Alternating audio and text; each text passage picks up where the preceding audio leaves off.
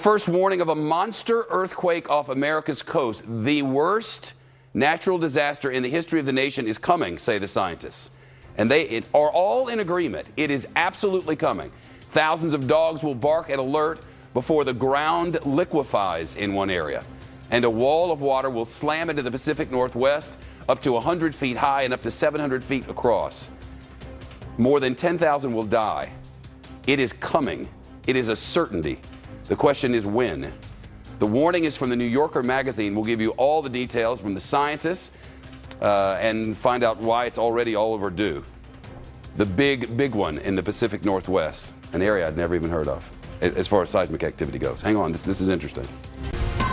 Read a stunning article by Catherine Schulz in the New Yorker this week. And frankly, if I lived right now in the Pacific Northwest, I'd be considering moving. Seriously. The gist of it is this.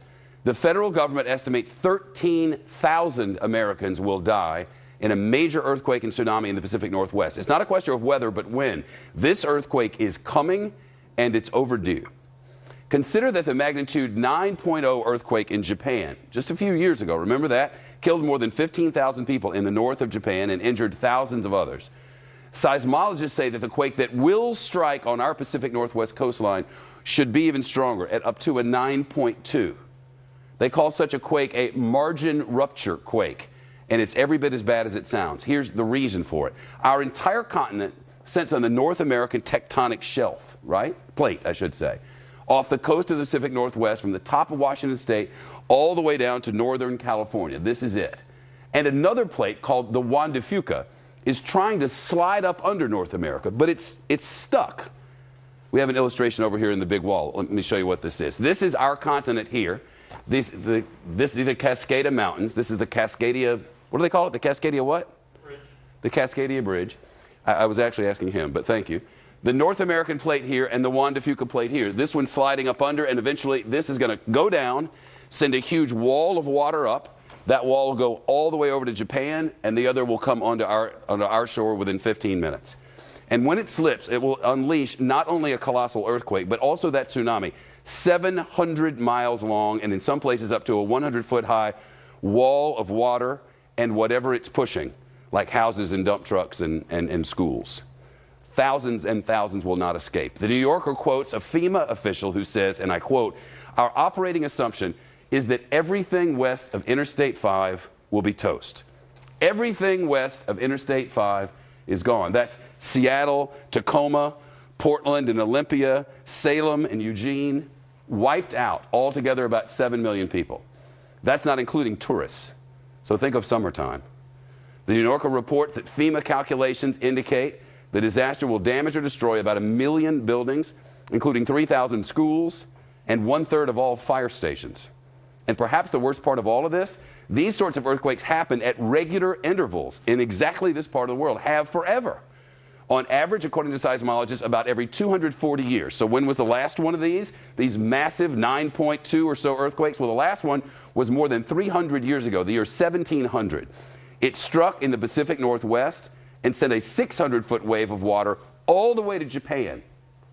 So right now, on average, the Pacific Northwest is decades overdue for the really, really big one. Michio Kaku is a physicist and professor at City College of New York. This article is stunning. Is it overstated in any way?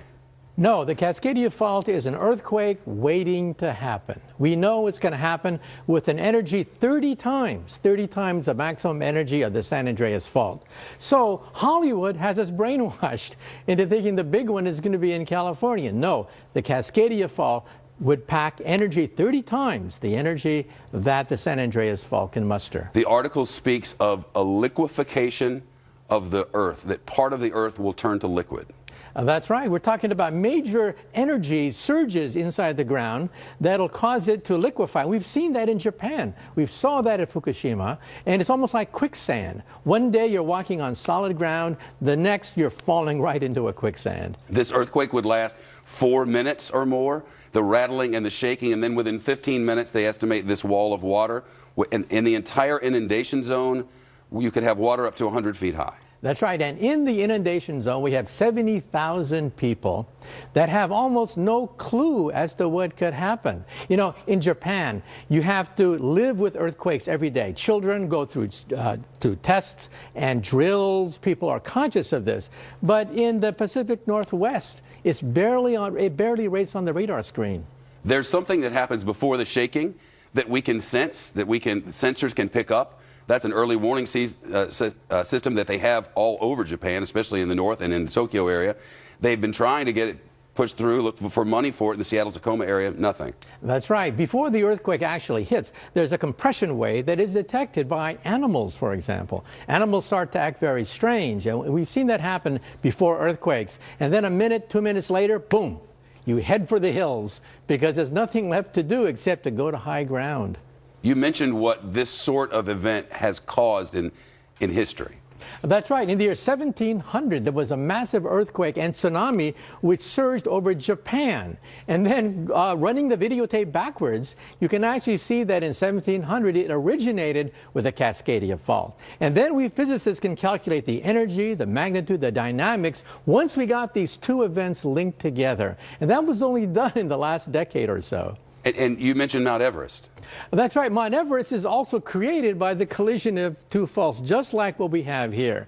The one fault going under, the other fault going over, and that created the Himalayan mountains. That created Mount Everest. That's the power packed by the subduction zone earthquake.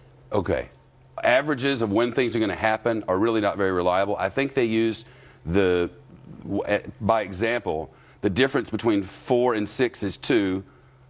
I forget exactly how they did it. We can't be sure exactly when this is going to happen, but we're positive it's going to happen. If you lived in the Pacific Northwest, you had little kids, would you live there? I'd think twice. I would have to drill them, just like what they do in Japan, be part of their life in terms of having an emergency kit, where to go in case of an emergency, what to do, what frequencies to go to, and so on and so forth. And by the way, we know that this is going to happen because by simply drilling into the seafloor, we can see evidence of ancient tsunamis going back 10,000 years. And we know that there have been how many over that period? 41, which means that the time between the cycles is about 240 years. Wow. And it's been 315 years since the last big one. Now, of course, this is not rigorous, it's not absolute. But according to this figure, we could be overdue for another big one. Yeah, by many decades. It's nice to talk to you. Thank you. Really weird and scary. That's right. And, you know, within the lifetime of some of our viewers, they may see Seattle and Portland destroyed. It's a great article at the New Yorker. It's in this month's edition and spectacularly well written. And the facts that go along with it they're really sort of mind-numbing. See you soon. Thank you.